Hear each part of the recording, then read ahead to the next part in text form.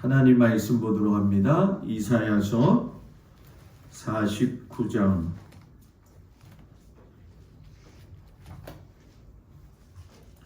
이사야서 49장 15절과 16절 말씀을 보도록 하겠습니다. 이사야서 49장 15절에서 16절 말씀, 15절과 16절이니까 한 목소리로 우리 다 같이 봉독하겠습니다. 오직 시온이 이르기를 여호와께서 나를 버리시며 주께서 나를 잊으셨다 하였거니와 여인이 어찌 그 젖먹는 자식을 잊겠으며 자기 태에서 난 아들을 긍휼히 여기지 않겠느냐. 그들은 혹시 잊을지라도 나는 너를 잊지 아니할 것이라. 내가 너를 내 손바닥에 새겼고 너의 성벽이 항상 내 앞에 있나니. 아멘. 기도하겠습니다. 하나님, 오늘 말씀을 통해서 영적인 능력을 회복하게 하시고 믿음의 온전한 길을 걸어갈 수 있도록 하나님 은혜 내리어 주옵소서. 예수님 이름으로 기도드렸습니다. 아멘. 할렐루야. 오늘 오시느냐고 얼마나 수고가 많으셨어요. 눈이 참 많이 내리고 있는데 우리 장로님 어떻게 선수 운전하시고 오신 거예요? 감사합니다. 오늘 나오신 분들 하나님께서 올 한 해 배로 더욱더 은혜를 부어주실 줄 믿습니다. 오늘 저녁에는 영적인 능력을 회복하라 라는 제목을 가지고 우리 기독교에서 가지고 있는 가장 기본적인 교리가 되면서도 믿음의 삶의 태도를 어떻게 가지고 가야 되느냐에 대해서 우리가 조금 말씀의 은혜를 나누도록 하겠습니다. 기독교의 핵심 이야기를 먼저 나누겠는데 저와 여러분이 믿는 이 기독교는 저는 누차 다른 곳에서도 그런 말씀을 통해서 강조를 하지만 기독교는 종교가 아니다 이렇게 얘기를 해요. 쉽게 설명하면 불교나 이슬람교 또는 그 밖에 힌두교 또 고대 신화나 무당 또는 토테미즘과 같은 무속 신앙 이런 것들은 하나의 종교적으로 분류할 수가 있지만 기독교 신앙은 하나님을 믿는 유일 신앙이기 때문에 하나님 안에서 믿는 믿음이 다른 종교하고는 분명히 다르다라는 얘기예요. 기독교가 하나님 중심이라고 한다면 우리가 흔히 알고 있는 불교라든가 또는 이슬람교 그 밖에 이제 무당이라든가 토테미즘, 무속 신화를 이렇게 보게 되면 이들이 가지고 있는 특징이 있어요. 이들은 항상 자기 중심적으로 생각을 한다는 거죠. 그래서 세상의 중심이 자기를 기준으로 해서 회전되어진다라고 생각을 합니다. 그리고 다양한 신관을 가지고 있기 때문에 성경에서도 여러분들이 구약시대부터 사도시대까지 쭉 보시면 아시겠지만 곳곳에서 나오고 있는 여러 가지 신들을 보게 되면은 그 뿌리가 상당히 저급하고 또 어떤 의미에서 본다고 한다면 굉장히 혼란하고 지저분한 신관을 가지고 있어요. 그래서 우리 나라만 해도 여러분 그런 경우가 많이 있는데 무속신앙이 발달하다 보니까 어떤 의미에서 이 무속신앙은 달래주어야 되는 이 귀신, 잡신으로 변질이 되어졌지요. 여러분들이 경험이 있으실는지 모르겠지만 항상 이 무당들을 통해 가지고서는 이렇게 죄를 지낼 때 보게 되면 가격을 매기면서 올라가잖아요. 그죠? 처음에는 몇백만 원, 또 몇천만 원, 1억 이렇게까지 올라가고 있는데 그건 결국은 뭐냐면 한 번 귀신을 달래가지고 됐는데 안 되니까 또 달래기 위한 방법으로 그런 일들을 한다라는 거예요. 자, 그런 모든 상황 가운데 있을 적에 우리는 우리들에게 질문을 해봐야 되죠.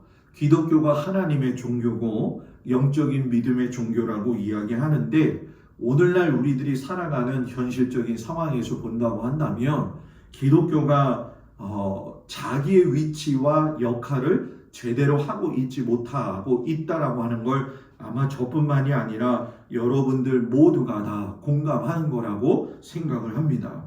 그러면 왜 이런 문제들이 생기느냐? 결국은 하나님께서 이 땅에 하나뿐인 하나님의 아들 예수 그리스도를 왜 세상의 구세주로 보내주셨는지에 대해서 제대로 이해하지 못하고 있고 깨달음을 얻지 못한다는 거예요. 예수님이 육체를 입으시고 우리 가운데 오셨다는 것은 하나님께서 먼 창조시대 때부터 사람을 만드셨을 때에 하나님이 사람에게 주시는 약속된 기업을 잊어버린 것을 회복하시기 위해서 우리들에게 예수님을 보내주셨다는 거죠. 그래서 성경이 가르치는 세 가지의 핵심이 있어요. 그 성경이 가르치는 세 가지의 핵심은 뭐냐면 하나님의 창조가 좋은 것이라는 거예요. 좀 더 이 부분을 좀 면밀하게 좀 이야기해 본다고 한다면 우리가 창세기를 보면서 창조 사건의 이야기가 나와요. 근데 이 창조 사건의 이야기는 결국 창조하신 하나님에 대한 이야기를 자신이 우리들에게 여러분 뭐예요? 말씀하고 계시다는 거죠. 그리고 만드신 걸 보고 자신이 하나님께서 뭐예요? 보시기에 좋았더라라고 이야기를 해요. 그 보시기에 좋았다라고 하는 거는 창조 모든 만물이 포함되어지죠. 심지어 사람까지 그 안에 포함되어져 있는데 이런 모든 것들을 보면서 느낄 수 있는 건 결국 세상의 모든 만물과 창조물이 아담과 하와를 위해서 하나님께서 여러분 뭐예요? 만들어 놓으셨다는 거예요. 이거는 구별해 놓으셨다는 것과 마찬가지죠. 그래서 지난 주일날 저와 여러분이 성막의 이야기를 나누면서 사람에게는 영과 혼과 육에 대한 이야기를 하지 않았습니까? 이 얘기는 하나님의 그 보시기에 좋았다라고 하는 사인을 받을 수 있는 사람은 결국 하나님의 영이 임한 사람이 되어져야 된다라는 거예요. 그런데 문제는 두 번째 핵심이 있는데 인류가 뭐예요? 죄에 빠지게 됐다라는 거예요. 이건 쉽게 설명을 하면 사람의 타락이 여러분 뭐예요? 있었다는 거죠. 그리고 사탄이 그 타락에 여러분 뭐예요? 일조했다라는 거예요. 그럼 그 타락이 가져다 주는 가장 큰 결말은 뭐냐 하면 창조주이신 하나님과의 교제에서 떨어지도록 우리를 만들어 놓았다는 거예요. 그래서 여러분들 우리가 믿음 생활하면서 그래도 하나님을 찾는다고 하지만 세상 사람들의 모습을 보게 되면 여러분 뭡니까? 왜 저렇게 사람이 악해질 수 있을까? 할 정도로 그 타락의 심함이 아주 강한 것을 우리가 보게 되죠. 그것은 결국 창조주 하나님의 존재를 잊어버리고 살았기 때문에 그렇다라는 얘기예요. 그래서 여러분 우리가 아담 이후에 보게 되면 타락하고 난 이후에 땅에서는 가시와 엉겅퀴가 나요. 노아 이후에 보게 되면 짐승들이 서로 잡아먹는 약육강식으로 발전이 되어지죠. 근데 여러분 성경을 자세히 보시면 아시겠지만 아담이 죄를 지었는데 하나님께서 땅이 저주를 받도록 하셨어요. 그러니까 가시와 엉겅퀴가 난 거 아니에요? 그럼 왜 아담한테 그랬는데 왜 땅이 그렇게 저주를 받았느냐? 여러분 우리가 잘 알다시피 아담의 근원적인 재료가 뭐예요? 흙이라는 거예요. 원어로 보게 되면 티끌이라고도 이야기를 하고 먼지라고도 이야기를 해요. 그러니까 사람이 땅에서 난 존재이기 때문에 사람이 죄를 지면 타락하면 땅이 병들고 저주를 받게 된다는 거예요.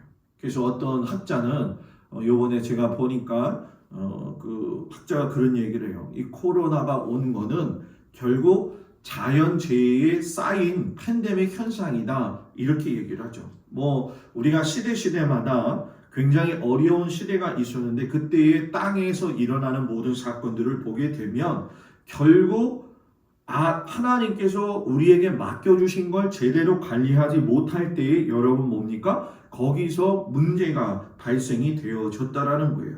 그래서 여러분 우리가 타락하고 난 다음에는 인생의 눈물 골짜기에서 피눈물 흘리면서 살 수밖에 없다라는 거죠. 그래서 바울도 일찍이 이런 우리의 존재를 알고 있기 때문에 뭐라고 고백을 했냐면 우리의 씨름은 혈과 육에 관한 것이 아니요 정사와 권세와 이 뭐예요? 어둠의 세상 주관자들과 함께 더불어 싸우는 것이다 라고 이야기를 했죠. 그래서 여러분 이 타락을 하게 되면 결과적으로는 여러분 하나님과 멀어져요. 교회가 왜 부흥되지 못할까요? 뭐 여러 가지 이유가 있겠죠. 결국은 가장 깊은 곳에서 하나님과의 교제가 여러분 뭐예요? 끊어졌기 때문에 그럴 수밖에 없다라는 거죠. 그러면 이제 어떤 사람들은 그런 얘기를 해요. 하나님으로부터 멀어졌다는 건 하나님의 존재가 사라진 겁니까? 여러분 하나님의 존재가 사라졌나요? 사라지지 않았어요.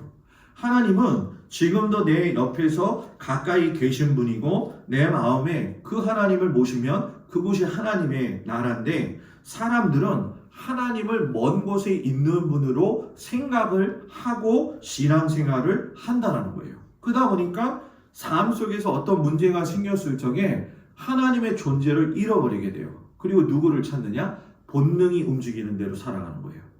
그 본능이 움직인다는 얘기는 뭐냐면 아까도 그런 얘기를 했지만 우리가 사람이 타락함으로 인해서 사단의 영향권 아래에 있기 때문에 사단이 붙들고 있는 거짓 세계의 영들에 의해서 두려움을 갖게 되죠. 그래서 여러분 사람들이 뭐 신수를 보러 간다거나 무당을 찾아가서 구슬을 하거나 점을 치는 이유들이 다 그렇다는 얘기예요. 그런데 여러분 이것이 두려운 사건이면서도 우리가 인정할 수밖에 없는 게 뭐냐 하면 예수님도 40일의 금식 기도에 들어가셨을 적에 사단에게 어떻게 했어요? 시험을 당하셨어요. 그때 세 개의 시험을 당하면서 마태복음 4장 9절에 보게 되면 세상의 왕국 모든 천하 것들을 너에게 줄 테니까 나에게 절하라 라고 이야기했을 적에 그것을 말씀으로 물리쳤다라는 얘기는 세상 모든 부귀와 영화가 사단의 영역권에 있었다는 걸 여러분 뭐예요? 알고 있었다라고 하는 거죠. 그러니까 예수님은 이 사단의 주장에 대해서 반박하지 않으셨다는 거예요. 그러니까 하나님을 자꾸 모시지 않고 살게 되면 내 영적인 상태가 굶주리게 되고 결국은 여러분 뭡니까? 핍절하게 되는 거죠. 그럼 핍절하게 되면 나의 삶 속에서 어떤 일들이 일어나느냐?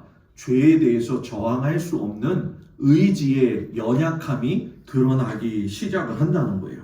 그래서 우리가 매년 초에 마음을 가다듬고 믿음 생활을 어떻게 해야 되겠다라고 하지만 쉽게 무너지는 이유가 결국은 하나님을 모시는 훈련이 되어 있지 않으니까 의지의 연약함이 있는 것이고 가장 예수 믿는 우리들에게 또 어려운 부분 중에 한 가지가 뭐냐면 하나님의 말씀을 잘 분별하지 못한다는 거예요.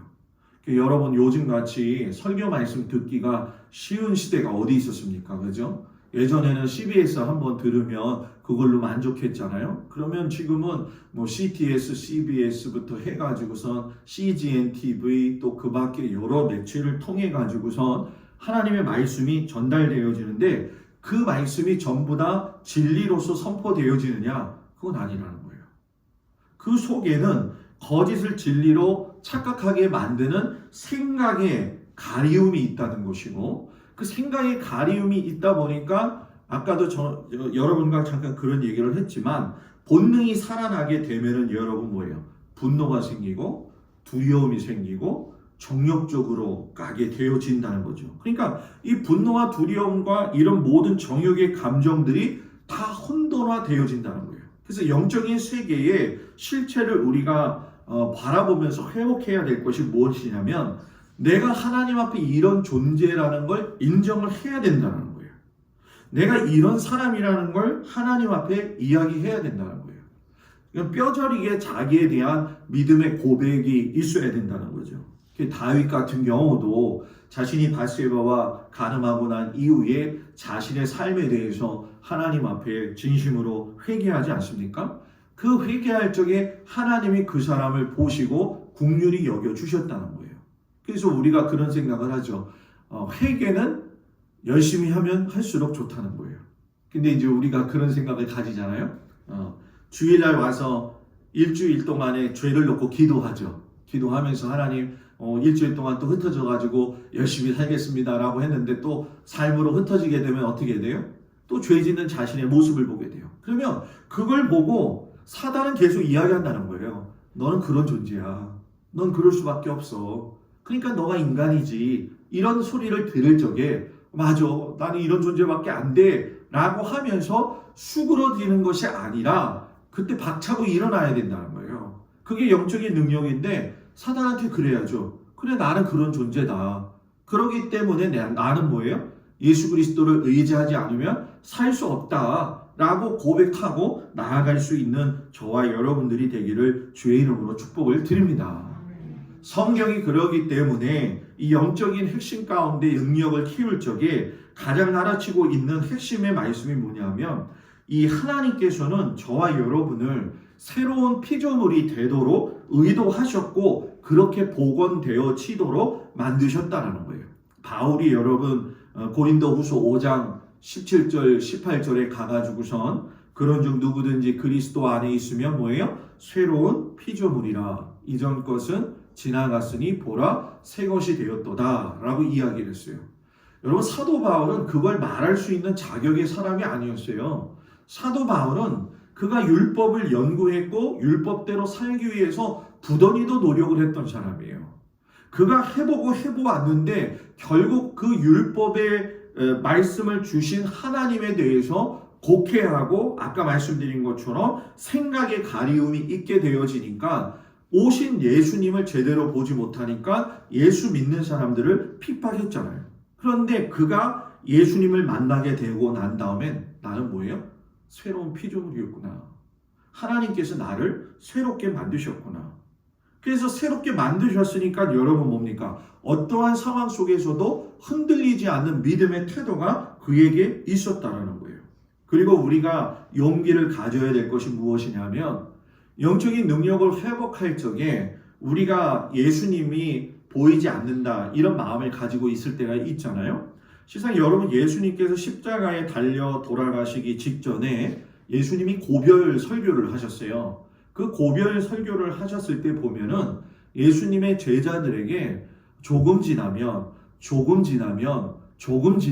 이라는 말씀을 굉장히 강조하셨어요. 그 조금 지나면이라는 게 무엇이냐면 내가 너희들과 함께 있지 아니하고 하나님 우편에 가게 될 텐데 그때 조금 지나면 하늘로부터 누가? 보혜사 성령님이 오셔가지고 너희들을 갖다가 함께 동거하시고 동행하실 것이다. 그래서 요한복음 14장에 보면 내가 너희를 고아와 같이 버려두지 아니하고 너희에게 오리라. 조금 있으면 세상은 나를 보지 못할 터인데 너희는 나를 볼 터이니 라고 하면서 내가 아버지 안에 너희가 내 안에 내가 너희 안에 그걸 강조하셔요. 그러니까 성령 받았다라고 하는 걸 어떤 사람은 막 어떤 신적인 능력을 받아가지고서는 뭐 우리가 꼭 방언을 하는 것도 중요하겠지만 방언을 못하더라도 주님이 내 안에 거하고 계시다라고 하는 걸 내가 주님 안에 있다라고 하는 걸 마음속에서 뜨거워짐을 통해서 알고 있으면 그 성령님이 내 안에 계신 거죠. 성령님이. 그 성령님이 내 안에 계시기 때문에 여러분 뭐예요? 무섭지 않은 거예요. 무너져도 여러분 뭐예요? 다시 일어설 수 있는 거예요. 성령님의 은혜가 아니면 우리는 일어설 수가 없다라는 거죠. 결국 성령님이 임하실 적에 제일 방해하는 것은 무엇이냐? 결국은 여러분 상처라는 거예요. 내 안에 상처가 있을 적에 이 상처는 두 가지로 작동을 해요. 어떻게 작동을 하느냐? 사단의 입장에서의 상처는 그 사람의 허점이 되는 거예요. 그 사람의 약점이 되는 거죠. 그러니까 사단은 계속적으로 뭐예요? 약점을 공격하면서 그 사람의 심령 가운데 상처를 낳을 수 있도록 더욱더 곡해하게 되는 거죠. 그러나 예수님은 여러분 뭐예요? 상처를 갖다가 뭐예요? 싸매주시는 분이에요. 그래서 오늘도 말씀에 보게 되면 자기 태에서 난 아들을 긍휼히 여기지 아니하겠느냐. 그들은 혹시 잊을지라도 나는 너를 잊지 않는다. 이 얘기가 뭐예요? 나는 너의 아픔을 안다. 난 너의 상처를 안다. 너의 그 상황 속에서의 곤고함을 안다. 그걸 주님이 우리에게 누차 강조하신다는 거예요. 그런데 왜 영적인 능력이 회복되어지지 못하느냐? 하나님의 말씀 곧 이 설교뿐만이 아니라 선포되어지는 말씀이 자꾸 윤리적으로 들으려고 하는 거예요. 윤리적으로. 선포되어지는 하나님의 말씀은 좌우에 날생검이 있어가지고 혼을 쪼갠다고 하셨잖아요. 골수를 쪼갠다고 하셨잖아요. 그걸 입으로 고백한다고 한다면 하나님의 살아있는 말씀은 지금도 움직이신다는 거예요. 그 말씀을 믿을 적에 여러분 뭡니까? 아픈 사람도 말씀 듣다가 낫는 거예요. 내 앞에 문제가 있을 적에 그 말씀 듣다가 여러분 뭐예요? 문제가 해결이 되는 거예요. 목사님, 몇 번을 기도해도 응답이 안 되는데요. 결국은 여러분 뭡니까? 말씀으로 하여금 말씀을 일으킬 수 있는 운동력을 내가 저해한다는 거죠. 계속적으로 여러분 우리가 알다시피 하나님과 반대되는 사단은 우리로 하여금 하나님의 말씀이 우리 가운데 들어와서 역사하는 걸 반대할 뿐만이 아니라 지속적으로 여러분 뭡니까? 괴롭히면서 그 마음 안에 또아리를 치게 되는 거예요. 여러분 뱀이 또아리를 치잖아요. 그죠? 내 마음속에 또아리 친 잘못된 것이 뭐가 있는지를 살펴보아야 된다는 거예요. 오늘도 요즘 여러분들 잘 아시겠지만 이슈가 있잖아요. 정인이 사건 해가지고서 보셨죠? 그죠? 근데 오늘 저녁에 들어가서 집사람이랑 잠깐 얘기해 보니까 그 정인이라는 아이가 입양돼 가지고서는 죽었잖아요. 그죠? 그랬더니 정인이 그 입양한 부모가 그 남편은 CBS에서 일하는 사람이고 또 그 엄마라고 했던 사람은 목사님의 또 딸이었다는 거예요. 그러면 우리는 그 세상은 그러죠. 저런 못돼 먹은 인간들이 어디 있냐고 예수 믿는다고 하면서 별반 다를 게 없다라고 이야기하고 말이에요. 근데 실상 여러분 누구 하나 이런 죄에 대한 문제를 가지고 저 사람이 예수 믿으니까 죄에서 완전히 해결되어져 가지고선 벗어났다라고 이야기할 수는 없어요. 계속적인 공격이 여러분 뭐예요? 있다라는 거예요. 우리가 그런 모습을 보면서 참 안타깝죠. 현실적으로 어떻게 보면 이 세상 사람들과 다르지 않는 우리들의 삶을 바라볼 적에 영적인 능력이 회복되어져야겠는데 과연 어떻게 되어 가야 되냐? 새로운 피조물이 돼야 된다. 새로운 사람이 돼야 된다. 이런 얘기를 많이 하지만 실질적으로 우리가 그렇게 되기 위해서 하나님의 말씀이 내 안에 들어와서 나를 후벼팔 수 있는 그런 삶을 살기 위한 노력이 있어야 된다는 거예요. 노력이 있어야 된다는 거예요. 그것은 의지적으로 하나님 앞에 힘을 간구하고 기도해야 돼요. 그래야지 하나님이 여러분 뭐예요? 할 수 있는 힘을 주신다라는 거죠. 하나님은 여러분 지금까지 우리로 하여금 계속적인 말씀을 주셔요. 그런데 여러분 잘 보세요. 성경을 보게 되면 하나님이 이스라엘 백성들을 사랑하시잖아요. 그래서 왕들을 통해서 치리하실 적에도 왕들이 잘못 가게 되면 하나님은 선지자들을 꼭 보냈어요. 그럼 선지자들을 보내가지고 그 말씀을 들어서 변화되어져야 되는데 사단이 가만히 있습니까? 사단도 거짓 선지자를 보내요. 그래가지고 거짓 선지자로 하여금 그 예언이 틀렸다라고 이야기하는 것이 성경 곳곳에 나와 있잖아요. 결국 그 곳곳에 나와 있는 사건들을 보면서 느끼는 것은 우리 예수 믿는 사람들을 향해서 사단은 아직도 여러분 뭡니까? 끈을 놓치지 않고 있더라는 거예요. 그래서 어떤 의미에서 보면 여러분 오늘 설교 말씀이 굉장히 어려울 수도 있고 진부할 수도 있어요. 그러나 가장 중요한 핵심은 뭐냐 하면 오늘 이 말씀에 나와 있는 것처럼 하나님께서는 우리들을 위해서 예수 그리스도를 이 땅에 보내셨는데 우리의 연약함을 도우시기 위해서 보내셨다라는 거예요. 근데 이제 간혹 가다 우리가 실수하고 이제 놓치는 것이 있는데 그것이 무엇이냐면 시대적으로도 나와 있지만 메시아 사상이 나왔을 적에 많은 이스라엘 백성들이 하나님 앞에 간구했죠. 와, 그런 분이 오신다고 한다면 세상이 완전히 뒤바뀌어질 것이고 우리는 모든 것에서 해방이 될 거야 라고 이야기했어요. 그런데 그들이 생각하고 있는 메시아하고 하나님이 보내신 메시아이신 예수님의 삶은 완전히 달랐어요. 완전히 달랐어요. 정치적인 힘을 얻어가지고서는 로마를 정복시키고 그래서 새로운 메시아가 과연 우리들을 새로운 나라로 이끌어 줄 것이다. 다윗의 후손이 분명히 온다. 그런데 태어나신 예수님이 어디에 태어나셨어요? 말구 위에 태어나셨어요. 말구 위에 태어나시기만 했어요. 가장 천한 동네인 나사렛에서 또 사셨어요. 그리고 왕이라고 하시는 메시아라고 하시는 예수님이 결국 여러분 또 뭡니까? 예루살렘으로 들어갈 적에 뭐 타고 들어가셨어요? 나귀 타고 들어가셨어요. 그러니 세상 사람들뿐만이 아니라 메시아를 기대하고 있던 모든 사람들의 삶이 포커스가 하나님하고 맞지 않았다는 거예요. 여러분 교회도 마찬가지예요. 가정도 마찬가지예요. 나의 헌신과 나의 낮아짐, 나의 내려놓음을 통해 가지고 하나님은 일하세요. 그 낮아짐이 굉장히 연약한 것 같고 불쌍해 보이는 것 같고 별거 아닌 것 같지만 그 낮아짐을 통해서 나를 인정할 적에 사람들이 나의 하나님을 보게 되는 것이고 우리의 하나님을 보게 되시는 거죠. 그러니까 우리 동막교회가 앞으로 이제 나아갈 적에 여러분들 교회가 부흥되기 원하시잖아요. 그죠? 원하시잖아요. 그죠? 그러면 잘 생각해 보세요. 동막이라고 하는 곳에 내가 하나님의 나라를 이루기 위하여 또 부흥되기를 원한다고 한다면 이 동막이라고 하는 수많은 인간관계 속에서 내가 어떤 액션을 취하고 하나님의 사람으로 가야 될 건가 고민해야죠. 주여 주실 줄 믿습니다 하고만 되나요? 아멘 하면 되나요? 네? 옛날에 그랬잖아요. 목사님이 믿습니까? 여기는 또 안 나오네. 옛날에는 그랬어요. 부흥사들 목사님들이 믿습니까? 그러면 뭐예요? 아멘 그래요. 그러면 또 목사님이 그러죠. 아멘 한 대로 될 줄 믿을지어다 이러잖아요. 그죠?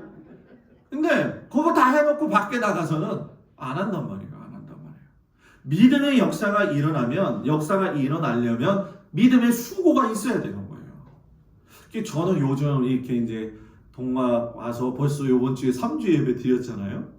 저희 그 집사람하고 저하고 웃으면서 한 얘기가 있어요. 서울에서 올 적에 원래는 16일 날 이사가 아니라 17일 날 이사였었잖아요. 장로님 그죠? 17일 날 이사였었어요. 근데 야 또 목사님하고 사모님하고 이상한 사람이다 생각하지 마세요. 저희 집사람이 한 몇 달 전에 하나님께서 계속 17일 그 숫자를 주셨어요. 그런데 17일 날 이사할 거를 제가 16일 날로 땡겨가지고서 온 거거든요. 그래서 야 하나님이 그 날짜까지 우리에게 심어주셨구나. 심어주셨는데 집사람하고 이제 동막으로 탁 들어오면서 이야기할 적에 옛날에 그 영화에서 동막골 이야기 있었죠. 그 순진무구한 사람들의 이야기. 그래서 집사람하고 저희가 저하고 들어오면서 그랬어요. 웰컴 투 동막골 이러면서 들어왔어요. 웰컴 투 동막골 하면서. 그러니까 웰컴 투 동막골 된 것처럼 이 동막골이 정말 하나님의 은혜 안에서 성장되어지고 진짜 성도들 뿐만이 아니라 이 동막 위에 있는 사람들이 우리 동막교회 때문에 행복해지면 좋잖아요. 그죠? 오늘 좀 얘기 들어보니까 170가구라고 그랬죠? 그 170가구가 있는데 그런 생각이 버뜩 들더라고요. 하나님 올해는 한 가을쯤 가가지고서는 우리 170개 되는 가정에 뭔가 선물을 또 좀 줄 수 있는 교회가 됐으면 좋겠어요. 네? 뭔가 우리를 좀 알릴 수 있고 그런 하나님의 은혜가 있는 교회가 됐으면 좋겠어요 라고 이야기를 하더라고요. 여러분 영적인 능력은 하나님께서 믿음의 수고를 하는 자에게 주신다는 거예요. 올 한 해 살아가면서 우리 장로님들, 권사님들, 우리 모든 성도들이 하나님께서 주시는 믿음의 수고를 기쁘게 받아 먹으세요. 기쁘게 받아 먹으세요. 기쁘게 받아 먹으면 하나님이요 감당할 수 있는 힘을 주시고요. 그걸 또 할 수 있는 길도 열어주실 줄 믿습니다. 우리가 믿음이 적고 때로는 너무 지쳐 있었기 때문에 너무 힘들었지만 이제는 하나님이 주시는 그 은혜를 기억하면서 하나님 예전에 이랬었는데요. 우리 교회가 100몇 년이 지났는데요. 이런 거 생각하지 말고 하나님 할 수 있는 좀 주세요. 예? 그래가지고 올해는 우리가 무슨 부흥의 또는 우리 삶의 신앙에 좀 부흥이 되어지는 원년을 좀 삼아가지고 다시금 여러분들도 일어서가지고 기쁘게 신앙생활하고 하나님께 영광 돌리면서 살아가는 우리 모두가 되기를 주의 이름으로 축복을 드립니다.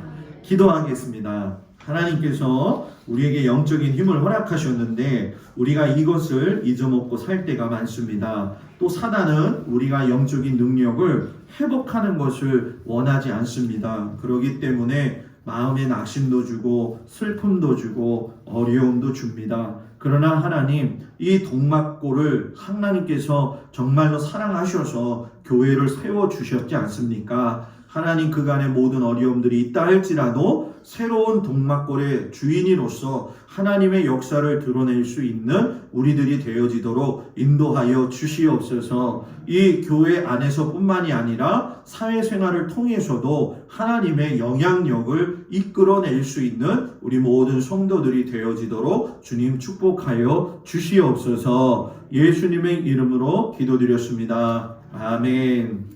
할렐루야.